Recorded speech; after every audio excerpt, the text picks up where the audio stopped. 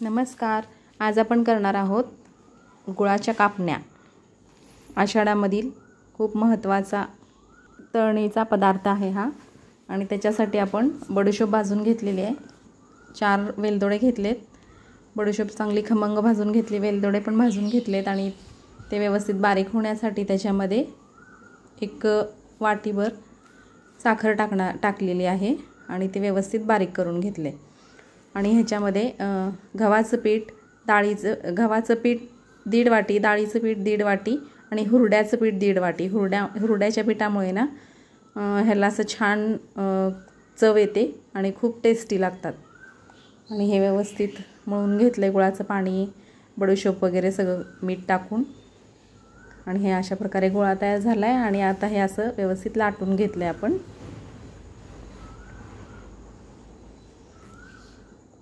आणि व्यवस्थित लाटून झाल्यानंतर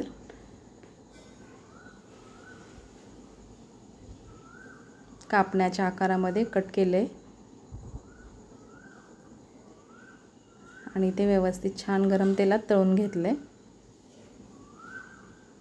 तुम्ही बघू शकतात किती सुंदर फुगलेत, टम्म असे फुगलेत कापण्या.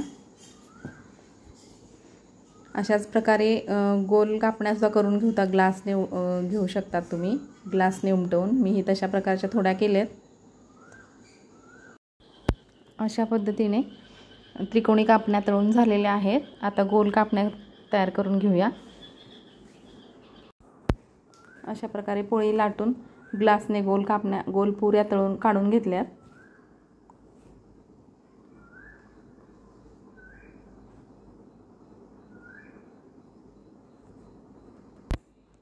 आणि गरम तेलामध्ये ह्या पुऱ्या तळून घेतल्यात.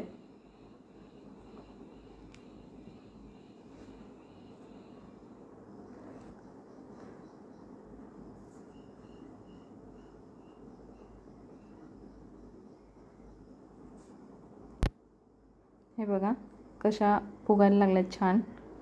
आणि थोड्याशा ब्राऊन कलरवरती तळून घेतल्यात आणि छान फुगल्यात पण टम्म. कशा सोनेरी सारख्या दिसत आहेत. अशा प्रकारे सगळ्याच पुऱ्या तळून घ्यायच्या.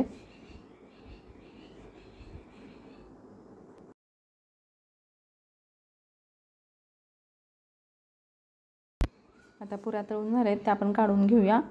अशा प्रकारे गुळाच्या कापण्या तयार आहेत आणि गोड पुऱ्याही तयार आहेत. तुम्हाला कशी वाटली रेसिपी नक्की सांगा आणि माझ्या चॅनलला लाईक, शेअर, सबस्क्राईब करा. श्री शिवाय नमस्तुभ्यम.